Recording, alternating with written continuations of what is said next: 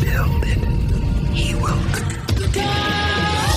It's the Skinny on Sports Podcast with Aaron Cowk.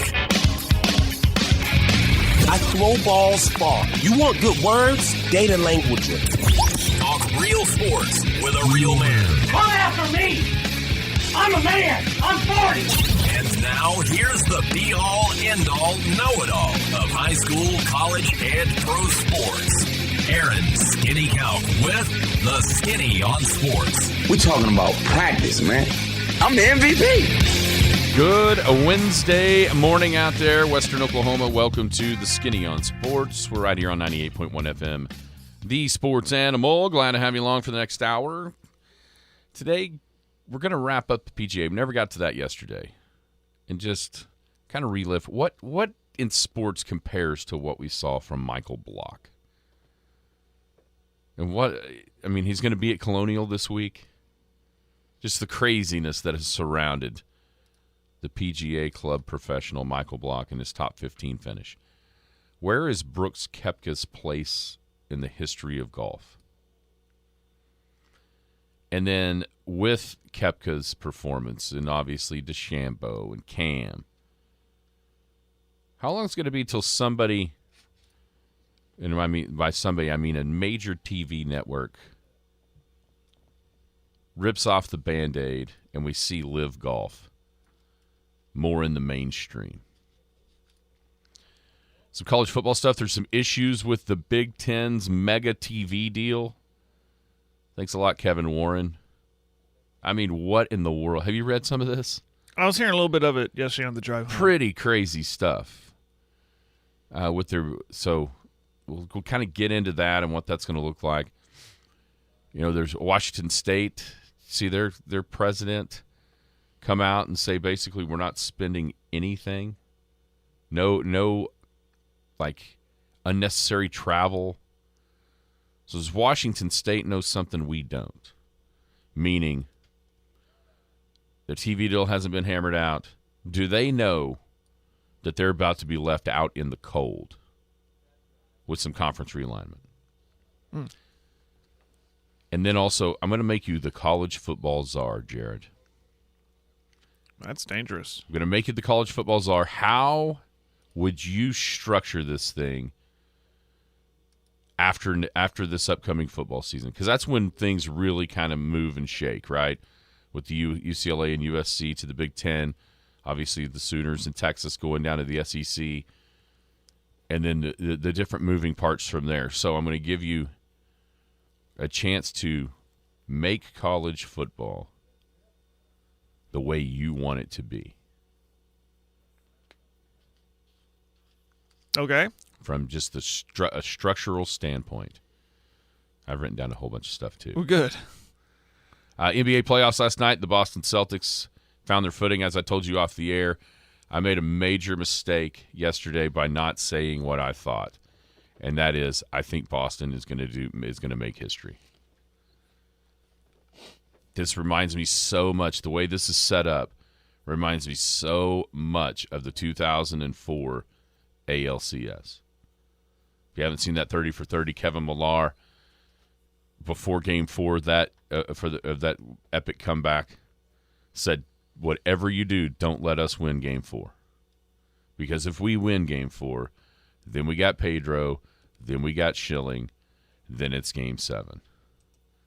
And it felt like that last night to me going into the game. Whatever you do, Heat, do not let Boston win Game 4. Now they've got 2 out of 3 on their home floor, and it feels like all the chips are in the Game 6 basket if you're the Miami Heat, and the pressure that's going to be on those guys to win that game is going to be immense. I wish I'd have said that yesterday, because now everybody will say it today. We can talk about that and the chances that we see a historic comeback from another Boston team here in the NBA playoffs. 225-9698 is the phone or the text line. 225-9698. Give us a call, shoot us a text. We can talk about any of those things.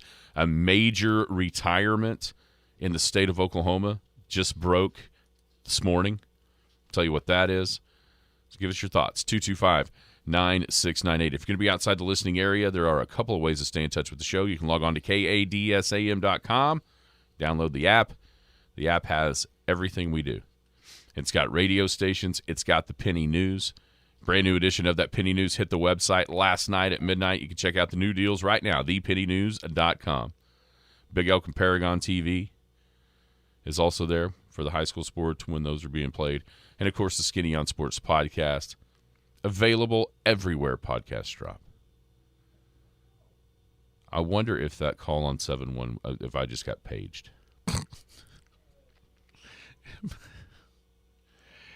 What did you see who it was? Yeah. So you think it was related to you? You think it was pertaining to you and what you do? Uh-huh. Who was paging you? I think it was. Oh, there it went. It went away. Because somebody said, he's on the air. We've only done this show 5.5 years. How was your night last night, Jerry? It was all right. I had the game on and kept tabs on that. Afterwards, I watched a really good movie. I was telling you this called Air, about how Nike got Michael Jordan, the birth of the Air Jordan shoe. It's pretty cool. Yeah, I've seen a bunch of good stuff about that. It's pretty cool. It's on Amazon Prime. Check that out. Pretty low key. Didn't do a lot. Nothing really. I mean, this is one of our rare nights off. How about you? How was your night? Oh, went out and played with 56 others in the scramble, the Tuesday night men's scramble here. Man, our golf course is in good shape. Isn't it? Holy cow. It is. James is doing an unbelievable job. But it was a beautiful evening again. I mean, how many in a row are we going to have? This is awesome. This is what it's like to be in, like, San Diego. I feel like more like Or the mountains. with the mountains. Yeah. That's what I feel like we're in. More of the terrain of the mountains. Always that chance of rain.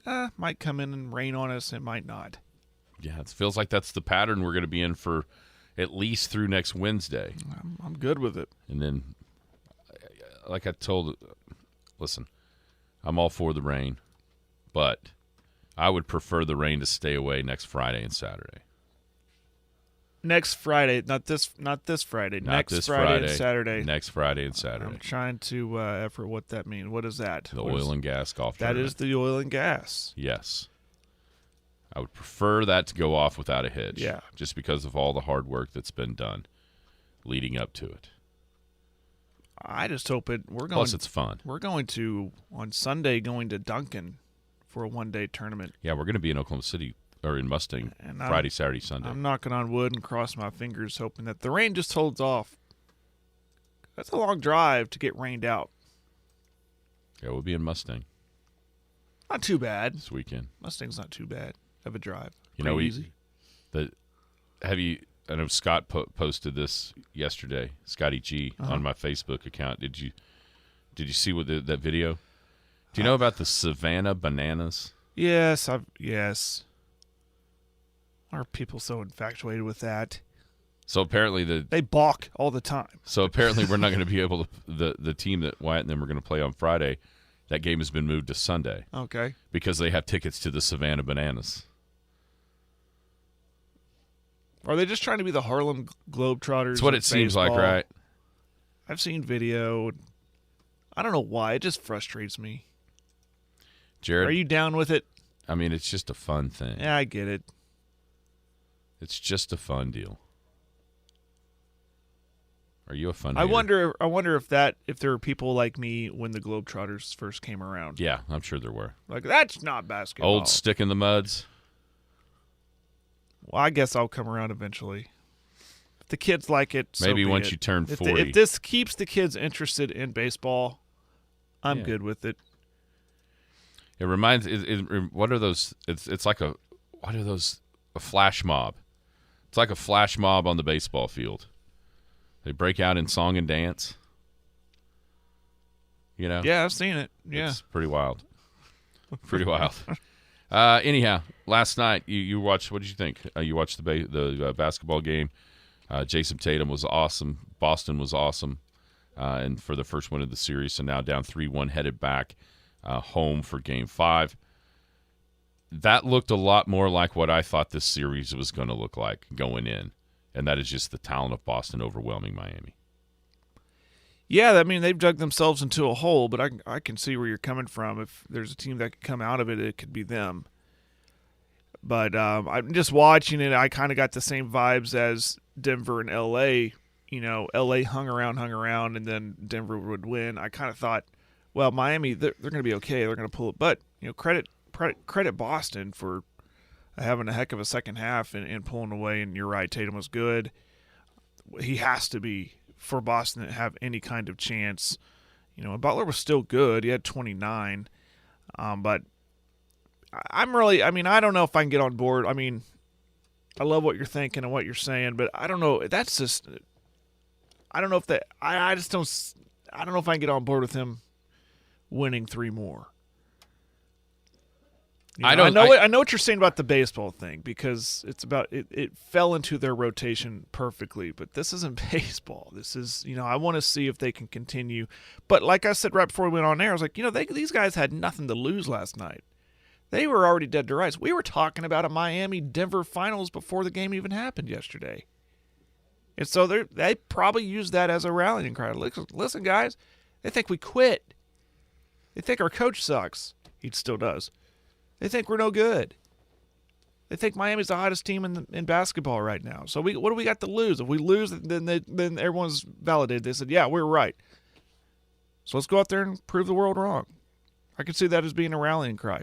But now they got to do it 3 more times. Yeah, and here's the good news.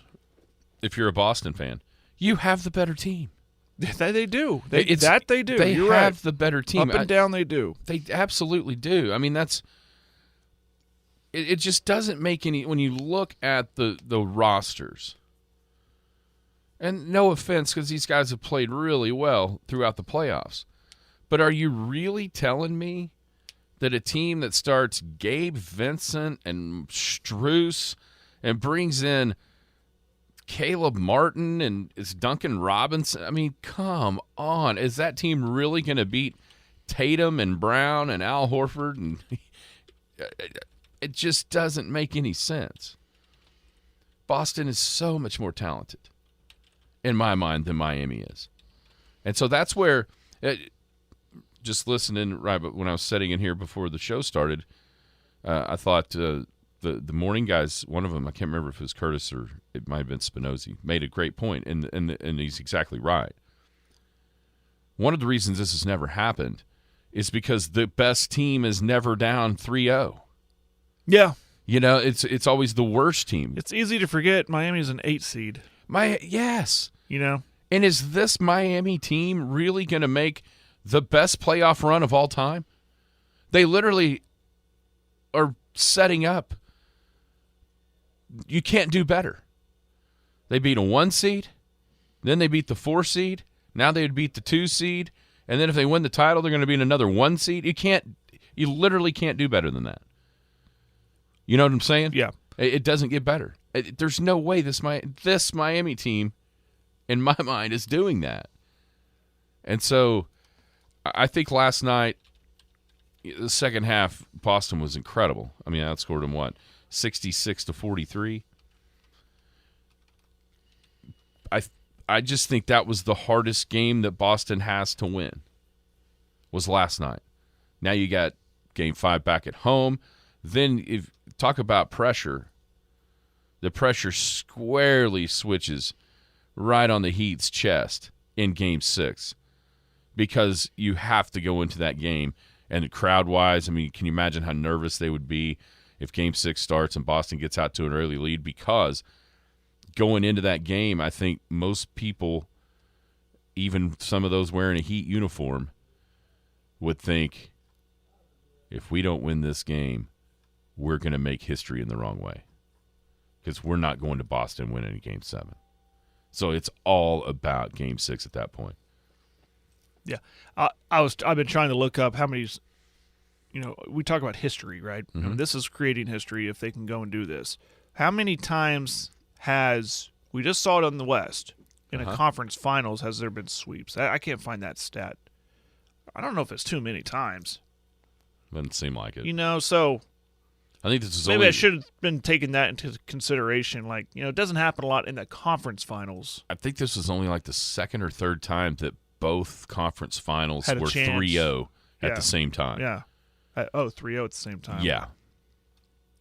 I can't find the stat. I've Googled Well, I mean, it's different ways. Teams are 0-150, down 3-0 in the NBA playoffs all time. After the other night with Denver beating LA. So I mean it's amazingly hard. Yeah, and it makes a good point on the text line from Billy saying it just shows how watered down the NBA is these days. Well, I say this season. This season wasn't. We kind of talked about this going into the playoffs. There wasn't a standout dominant team like we've seen in Golden State in the past or Miami or whoever. So this kind of might be part of that too. Miami wasn't a dominant team by any means in the regular season. No. They were not good, but they're getting hot, and it kind of shows more of the parity that we've seen this season alone moving through these playoffs. I mean, shoot, no one really had the Lakers going except me. I will take credit for that, going to the conference finals. But there they were, and then they get swept by the better Denver team. Well, and to the point And then not a lot of people were putting Denver in the finals. Everyone's looking at Phoenix. Mm-hmm. Phoenix is out early. So, there might be a lot of hyperbole, overreactive statements based off of last night. But with all what I just said, I can totally see Boston too. I mean, it wouldn't shock me either way. I could see Boston coming back and winning this thing because of how this season has gone. It's just been kind of parity. There hasn't been a dominant team, but they are, on paper, the better team. So it wouldn't shock me if they do it. No, I think they're doing it. Last night, I wish I'd have said it. That's what I'm telling you. I wish I'd have said it yesterday before. Yes. You want to do a burrito? Absolutely. Okay. Now, here's the thing. I have to buy it. I can't do it on a Tuesday or Thursday. Yeah, well, that too. I think I should get odds. Oh, really? You do you? I mean, it's 0-150. I think you ought to be like your 2 or 3 burritos to my 1. Because, I mean, I'm out here on a limb. All right, making 2. history. I'll do 2. 2-1? 2-1. Okay, I'm in. Okay. That's You how want them at the same time or once a day? You know what? That's a good question. I think I should once a day. Depends on not on a Tuesday or Thursday. Or maybe that would supplement what we get from across the street with Boys at Big Splash.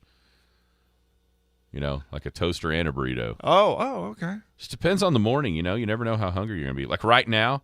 Why am I talking to you like you're going to win? So you're coming over to the dark side. All right. But I think go Heat. to your point, to Billy's point about being watered down on the text line, I think that's right. In L.A., the Lakers, I think, prove it as much as anything. That team wasn't any good. Nah. With an old LeBron and whatever Anthony Davis. I mean, listen, no offense to the guy because all of a sudden people love him even though they didn't really like him at OU a lot. But when Austin Reeves is your third best player, come on, man. That ain't a conference finals team in the history of the NBA. Come on. What, Gabe Vincent? Come on. Yeah. At some point, and maybe this is just because I believe in the way that Boston was put together, and that roster I think is the best. I think the roster is the best one in the NBA. The way it's constructed, I just think at some point the NBA is a talent league. Always has been, always will be, and eventually that talent is gonna win out. Now, like Dakota says on the text line, he's right. The biggest mismatch in this series is on the sideline with Spo versus Mazzulla. Yeah. But Spo can't make shots. Spo can't guard Jason Tatum. He can do what he can do, but at the end of the day, it comes down to Boston has better players than Miami. Period. Yeah. And I just think that that's going to win out, even though it looked dire going into last night. To me, last night was the game. Obviously, I had to win, or otherwise I'd got swept. But as far as just like the way the series changes, last night was the game. And now there's 2 out of the next 3 if it gets there at Boston, or when it gets there in my mind. And I just can't see this Heat team beating the Celtics. I just can't. I never have. I was in here Friday when it was 1-0 and Boston was at home. saying even if they lose this game, I don't think they're done. Even though you lose the first 2 at home, I just don't think they're done. I'm not going to believe it until I see it. And I'm going to continue to think the Celtics are going to win the series until they don't. And even even if they don't, after it's over, I'm still going to think they should have won. Because you just look at the roster. So we'll see. Right. But, man, like I said, I wish I'd have said it yesterday because I believed it yesterday. And now everyone's going to jump on my bandwagon like they thought of it themselves. And of course, I'm just glad it wasn't a sweep, honestly. I want to see something competitive. And as much fun as the NHL playoffs and these conference finals started out being with all those overtime games, the first 4, now it just looks like, okay, well, crap, that's going to be a couple sweeps. The Golden Knights just destroyed Dallas last night. Holy Moses. So it's looking like the Panthers throwing the rats on the ice. Wonder why they do that. I mean, I get it. But live, I mean, at least I guess they're not live animals, unlike Detroit with the octopus. And then, was it Nashville that would throw the catfish out there? Yeah. I mean, that's pretty amazing for some dude to wing a 10-pound catfish from the upper deck down on the ice. Where's PETA at when you need him? Oh, I'm sure they've voiced their opinion. I mean, is that not killing those fish? I don't know what it takes to kill an octopus. Feels like a lot, doesn't it? Don't you think? A spear? I don't know. Yeah, no. I feel like they're surviving. And squids, they're incredibly smart. Yeah, I feel like they're surviving the throw to the ice better than a catfish. Yeah. I mean, if anyone's throwing an octopus or squid onto the ice, shouldn't it be the Kraken? It should be now. They need to take that away from Detroit and the Red Wings. But, I mean, they're used to throwing fish in Seattle. Don't they have that market where they're throwing fish? Yeah, they do. I'm sure they guy catch it with the newspaper. Yeah. Makes more sense in Seattle. All of this makes more sense in Seattle. Not catfish, but the octopus probably does. Or not catfish, no. Are they firing salmon out there? Yeah, is that what they need to do? Salmon? Is that what they catch up there in the Northwest? Or maybe Vancouver needs to fire the salmon. Vancouver, yeah. Poor Vancouver. They haven't been relevant in hockey in a bit. Since they burned their town down when they lost. Yeah. I was rooting for them, too. And then now all that happens. Like, oh, okay. I can't root for a town that's going to riot after they lose. Nobody. The answer to that question, Scott, is nobody. Nobody wants to take on angry hockey fans. Not at all. I'm out. Not at all. We've all seen videos. What is worse, the angry hockey fan or the hooligans in European soccer? Man. I would go with the hooligans. Yeah, I would rather see an angry hockey fan than some drunk British dude. I think the last thing you want to do is vacation to the UK and jump into a London pub and with the wrong soccer shirt on, and you hear "Oi!" Just like on Euro Trip. Yeah.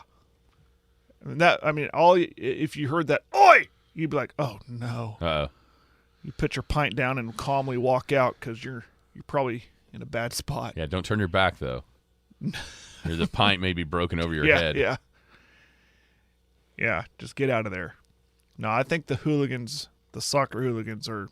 I think they probably take those aren't the ones. You want them on your side. Yeah. Let's just put it that way.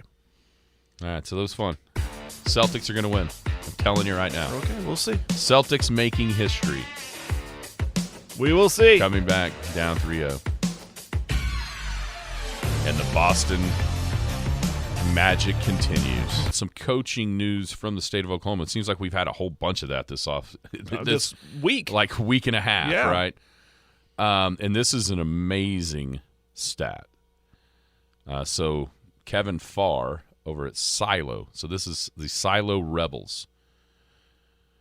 It has been announced that their baseball coach, Billy Jack Bowen, has officially announced his retirement. Did it yesterday.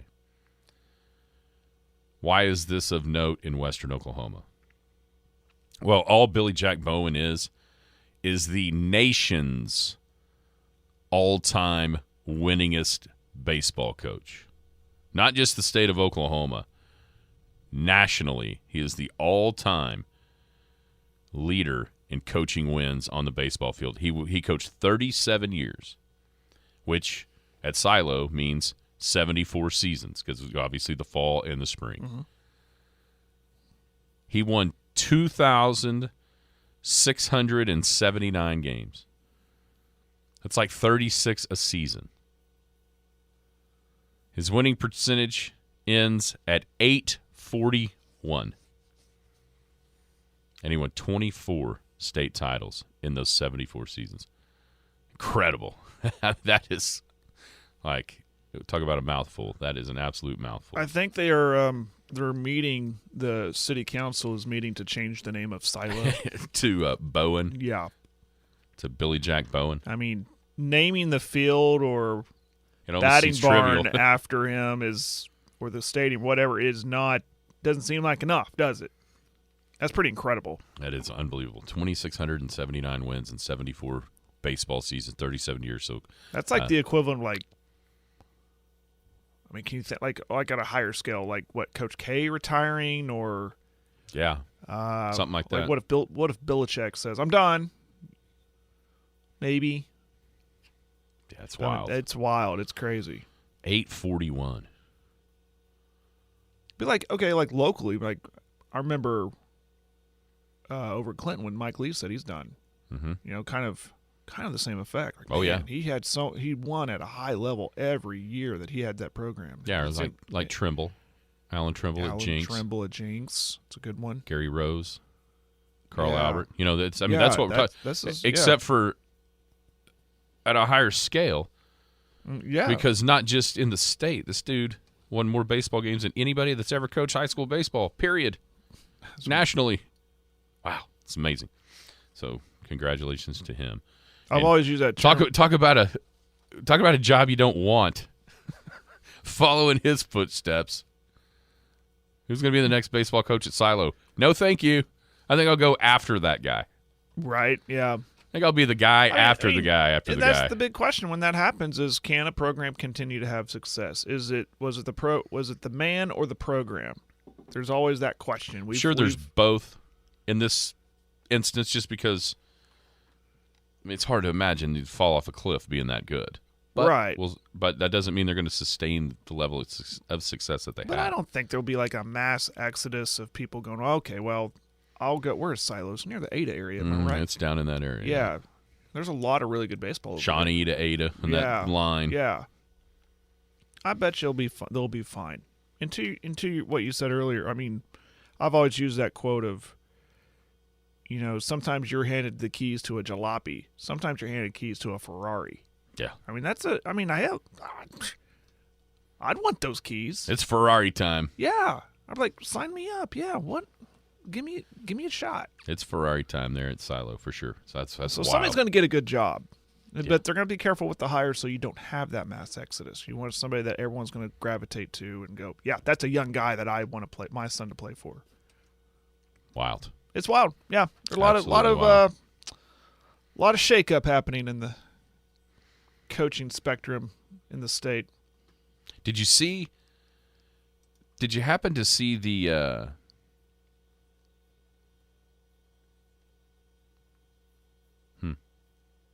I don't understand that question. I think it's what related to the Canute News. Oh. Yes. Yeah, we can't say? It's up to you. I don't know. Yes, there is a new pitching coach. You're more plugged in, and There is.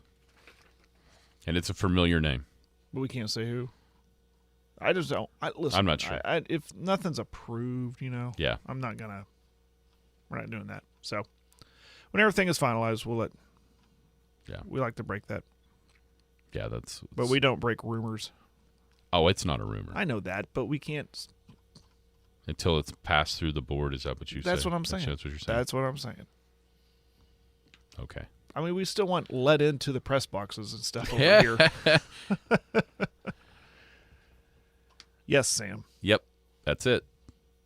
Okay, so have you seen the stuff about the TV deal? Yeah, With the man, Big it's so Ten. convoluted for me. Like, I get confused. But I was hearing a little bit of it during my drive home. So, Kevin Warren, the previous commissioner, who, quite frankly, I mean, he's getting all this love for this massive TV contract, and I gave it to him as well because I thought using the different networks was genius to spread your product across NBC, CBS, Fox. I thought that was a great idea. And he kept it from streaming, which I don't think is the greatest of ideas. I don't. And so I thought it was a huge one, $7 billion. So it's $1 billion a season, essentially, through the 2030 season when it kicks in for a 7-year deal for $7 billion. Well, now it's starting to come out that that's not exactly set in stone. There's no actual the long-form contracts have not exactly been signed. And the details have not exactly been worked out the way that it appeared. And so what is being found out? Well, the schools are finding out that there's about $70 million that is in flux for a couple of reasons. One, Kevin Warren delivered to NBC one of the Big Ten title games, and I think it's in 2026. Here's the problem. He didn't have the authority to do it. Do you happen to know who owns the Big Ten title game? Fox. Is it Fox? Through the Big Ten network. So see, here's the deal. The conference and the schools don't actually own their TV rights. Jim Delaney, the commissioner before Kevin Warren, turned those over to the Big Ten network, which essentially is them, but it's not them. And yeah, the major stakeholder in the Big Ten network is Fox. So, because of that, Kevin Warren didn't have the authority to tell NBC or to sell NBC a Big Ten title game. Fox does. And so when they're in these negotiations with CBS and with NBC, who's there? Kevin Warren and a couple of Fox execs because they own the rights. How funny is that? I mean, it's just crazy that we didn't know this until now. And so basically... Hey, just real quick, he sounded like he wasn't that smart. Well, he was the one that was trying not to play in COVID. Remember right? that? Oh, absolutely. Absolutely. Him and the guy, the Kliakov, out there for the Pac-12 trying to not play, and then the Big 12 and the SEC said, okay, whatever, we're playing. And, of course, that year, think back, was the year that Alabama and Ohio State played in the final, and Ohio State played 5 games. Yeah, right. Whereas Alabama played like 11. A lot of uproar about that. Yeah, sure. Yeah. So that is $40 million that they're going to have to pay back to Fox because Kevin Warren sold a game that he didn't have the right to sell. Then there's also another at least $25 million that they're going to have to pay back to Fox because of said 2020 season when they didn't deliver the inventory that the contract specified they had to because of COVID. And the cherry on top, did you know, and it makes sense when you think about it, because do you realize that the Big Ten schools, they have had a deal in place to not play late November night games? It makes sense. I mean, the biggest game in the Big Ten every single year kicks off early with Ohio State and Michigan. Why isn't that a night game? Because they have this deal. It's in November. Yeah, right. And that's now another thing Warren did was guarantee NBC primetime games in November. And the schools are mad. Coaches are mad. So this is pretty interesting. I mean, I don't think any of this is enough for this deal not to get done. But I do think that you're going to see it's not going to quite be what it was said to be, meaning money. They're going to it's going to be, I mean, maybe a couple $100 million off of that $7 billion that was supposedly there. So a lot of interesting stuff here. Yeah. I honestly did not know that about the November games at night. I think I did. I think I knew that. Yeah, I mean, it makes you see makes- them early, Right. but And not late. The game, Ohio State, Michigan, is always 11 a.m., right? Feels like it's always 11 a.m., maybe 2:30. Yeah, maybe, but it's never at night. No. No, I think I did know that. It's crazy. Yeah, Okay, that's nuts. and then so with all this going on, you see the Washington State chancellor or president or whatever, you can't travel now. Anything non-essential. What does that mean? I mean, is recruiting non-essential? You wouldn't think so, but how is that looked upon? And why is this happening? Washington State isn't exactly the most secure team in America when it comes to conference realignment. If there's a couple that you think, they're going to be left to hold the bag, Washington State's pretty high on that list to get left out. So did they know something that we don't know? Did they know that Washington and Oregon are going to be Big Ten members and, those 4, 6, whatever it is, coming to the Big 12? And that they don't have a spot. Is that what's happening here without us realizing it? Preparing to make way less money as an athletic department. Trying to stop spending Ahead of it. Yeah, ahead of it. Or I think the Pac-12 also has this issue with paying back money because of COVID and not playing enough games. So, I feels like conference realignment. About the time you think, okay, the dominoes have kind of fallen, and here we are. It's like, bam, no, they're not. So that leads me to this: if I made you the college football czar, what would you want it to look like? How would you structure it? And so I'll go first. I'll give you an idea. Yeah. We know that this year, this college football season, is kind of the last one that looks like this, right? Right. And then we'll see UCLA, USC to the Big Ten, OU, Texas to Correct. the SEC, and then a true 12-team Big 12. Yeah. So I would play the year as it is. I mean, this year's going to be played as it is, right? Mm-hmm.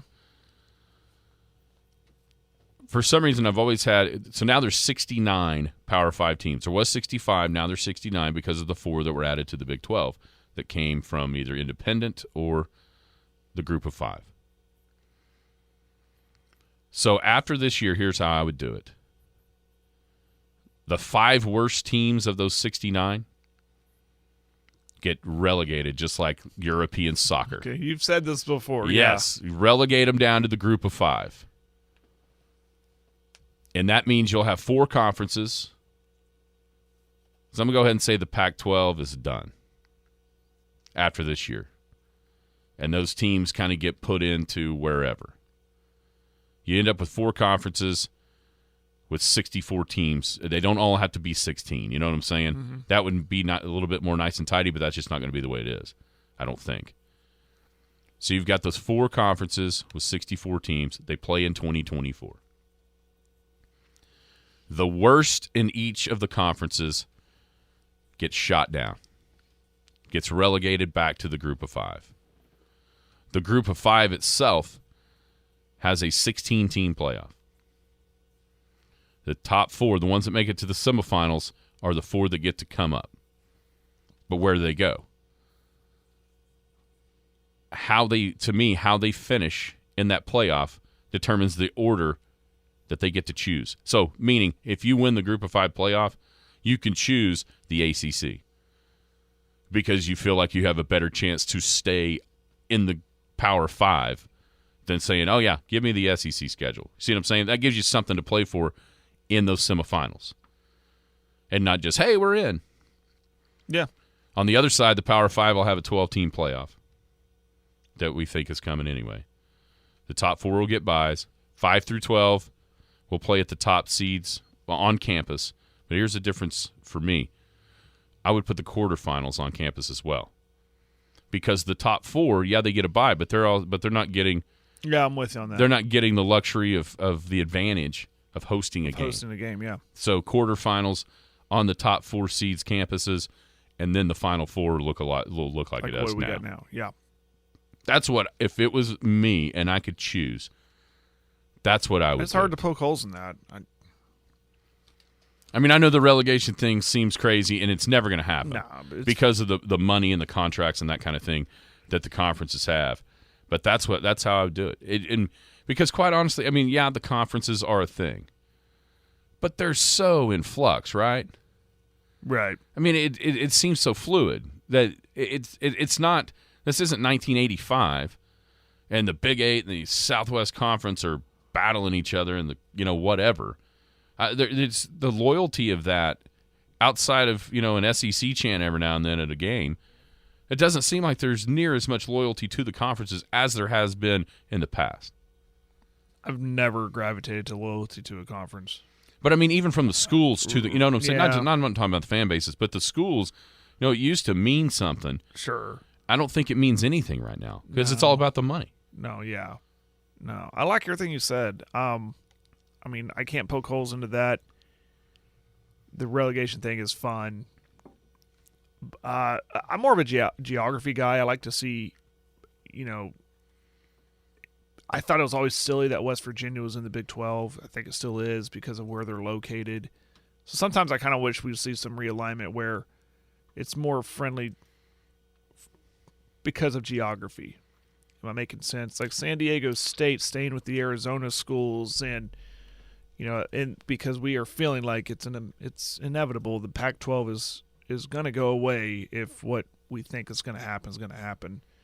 Instead of San Diego State saying, "Okay, we'll join the ACC," which makes zero sense because they're right there on the Pacific coast. Yeah, that's the one. That's the one part of what I said as far as giving them a chance to choose. Letting them choose what conference they want to be in. Well, they could probably think, well, God, we would love not to travel very far, so I want to stay in this conference. I mean, and this is football only. Obviously, I understand. Yeah. Obviously, football only. I mean, we're not going to ask San Diego State to play an ACC basketball schedule, right? Or whoever. Yeah. No, I agree with all of it. It's hard to break. Hard to see. Yeah, I mean that's a good point of the text line. Try to read it all about West Virginia and BYU. Yeah. I mean, my goodness. Or UCF. Yeah. Central Florida going all the way to BYU and vice versa. But that doesn't matter anymore. We live in such a smaller world. It feels like they just don't care about that. They don't care where schools are located. Yeah, think about this. UCLA and USC are going to go to Rutgers. It's literally across the country. That is on the other side of the country. Yeah, I mean, it literally is. You're going from coast to coast. Yeah, to Maryland. But we're on our way to that, right? I mean, we're on our way to these super conferences where there's that talk of SEC and Big Ten just saying, let's do our own thing. Well, and that, the reason why it can't be more geographically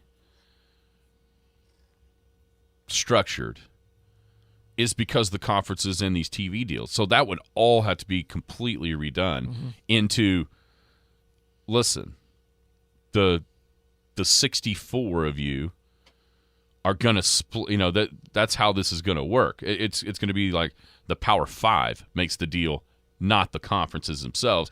And then if you do that, as far as the football goes, then you're not as tied to, obviously the reason a bunch of this is happening is money. Well, if everybody splits the pie, which maybe the Big Ten and the SEC don't want to do that because they have all the power right now anyway. Maybe that's why. And this gets reworked, like you said. If they decide to do their own thing, maybe this gets reworked down from all the Power Five to, 48, like 24 apiece, something like that. Which, I mean, you're not necessarily leaving out anybody that you want in at that number. There's 21 schools left out, but are you leaving out anybody that really has a chance to win anything? Probably not. I mean, I think there's probably 21 schools that flat out don't have a chance to win it. Right. So, I mean, the haves and the have-nots, you want to talk about that? That separation is getting bigger and bigger by the day in college football. Don't forget, in the morning, Big Elk head football coach Zach Maynard will be in here to talk to Jared about the spring game tomorrow. So, good stuff. Yeah. Appreciate Coach Maynard giving some time. I will not be here. I will be out celebrating the firefighters of Elk City. Their second annual firefighter golf tournament. Last year they had an air gun. Yeah. That they had it on number 14, par 4. Mm-hmm. And you shot the gun. You shot your ball out of the gun. Your golf ball. Yeah. I remember that. It would go like 300 yards. It was awesome. Whoa. At least at the first. We were the first group through. Wow. 300 yards. Yeah, it almost got on the green. Careful where you aim that thing. Oh, dude. It was wild. I mean, because it was not consistent. I mean, it just went wherever it wanted to. Yeah. Yeah, 4. You're ready to yell 4 about anywhere. Yeah. So you'll be here. I will not. Coach Maynard will be here. Michael Block. He's playing Colonial this week after that storybook week at the PGA. I was wondering who his grouping was, because normally a guy like him would be playing with a bunch of people you never heard of. Not the case for old Michael. Minwoo Lee, which I think his sister is like one of the dominant forces on the PGA, on the LPGA, and then Pearson Coody of University of Texas fame, one of the two Coody twins that led Texas to the title last year. Now making their way out onto the Korn Ferry Tour, PGA Tour. So that's the group that Michael Block has at 128 tomorrow down in Fort Worth at Colonial. Yeah, great question on the text line from Scott, because it's being reported now that Michael Block got a text from none other than Michael Jordan. That's wild. And so the question here on the text line from Scott is, what would you do if you got a text from Michael Jordan and were able to put his number in your phone? I would never call or text him. Like when you're watching, when you're watching the game tomorrow. When I text Jim when I have a thought and I hear him say something and I want to help him out. But no, I would never ever. But it would be cool to go, oh yeah, here, look, guys. Michael. Oh yeah, yeah, whatever, Jared. I mean, whatever. You could do that right now.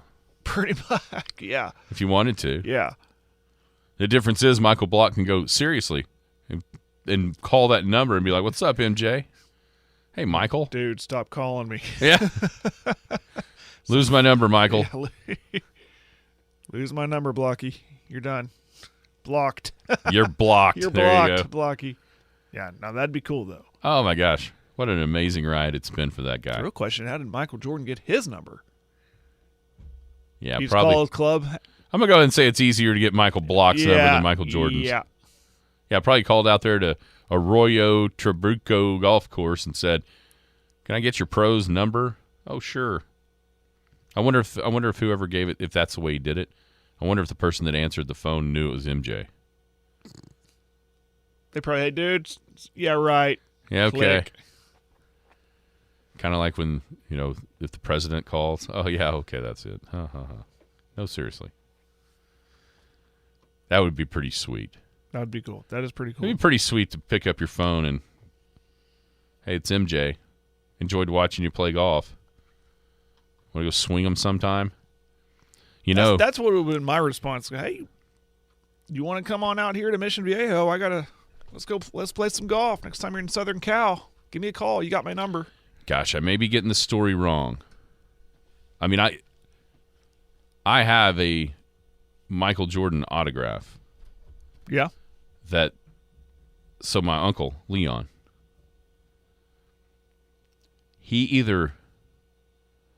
I want to say he played golf with Michael Jordan at La Costa out in San Diego. I know he played behind him. I think he ended up playing some holes with Michael Jordan, but it was before. It was early, like in the early to mid late 80s, before it was like Michael Jordan. Right. Yeah, and then my sister. It was on a scorecard from La Costa I had hanging in my bedroom. That's cool. Which was stupid, but I did. And then my sister wrote on it with crayon. Oh, no. Didn't write through like his name, but on the scorecard with crayon. Thanks a lot, sis. Oh boy. Yeah, I'm pretty sure my Uncle Leon played golf with Michael Jordan, and I think that's the story. Yeah, so that's pretty cool. It's wild. Michael Block's got his phone number. So how much pressure does he have? It's interesting. This weekend. Interesting you asked that because I don't know about pressure, but I'm just thinking from just a mental standpoint, like how in the world can you get refocused if you're that guy? Yeah. Going into this week. Because going into last week, barely anybody knew his name. The novice fan didn't know who he was. And he had the weekend that he had, and it's a great story. Now he might have the most audience than anyone, at least day one. Yeah. I mean, when you got a former Longhorn in Cootie and him, yeah, that's going to be a huge gallery. Big following, yeah.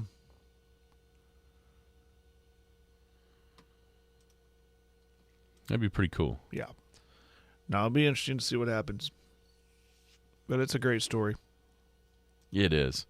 Yeah, if he makes the cut this weekend, would he get invited to more tournaments? I think so. I mean, he's going to be here, skip a week because next week is the Memorial.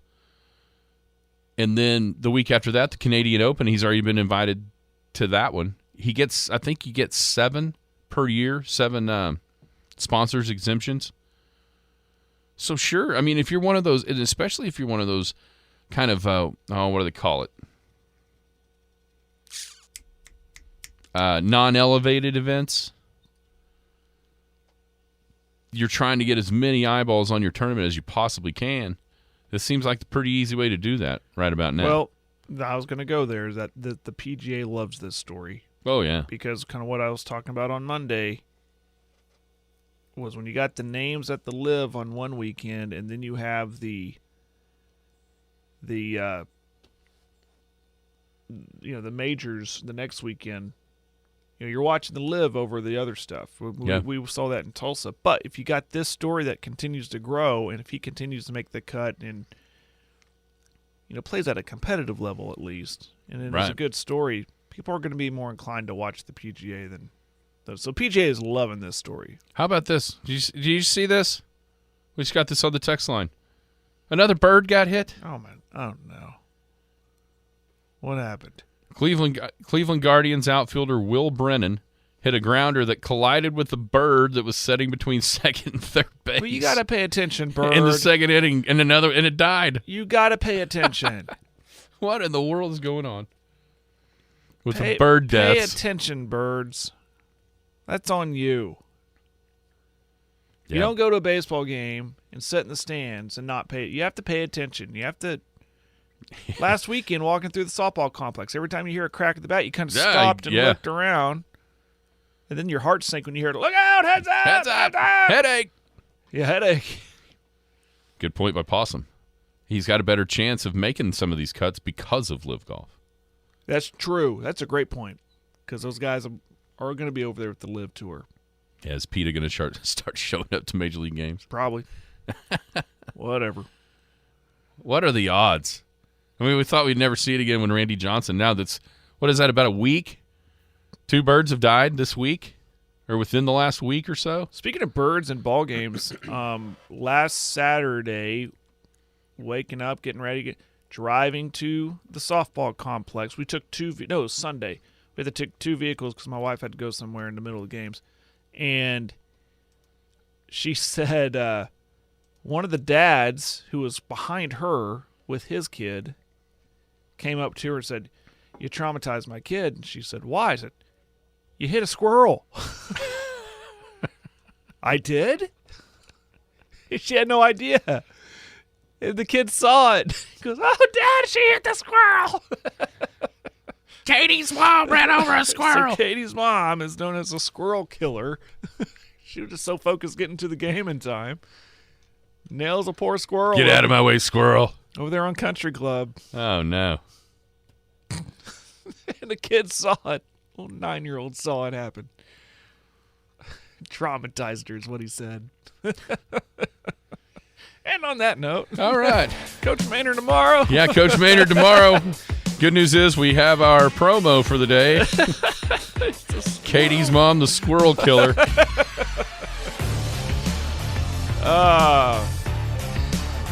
Cannot confirm if the squirrel had any nuts or not.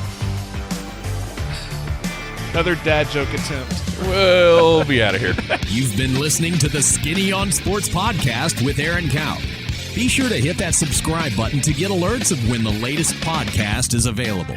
Thanks for listening. That ball is blistered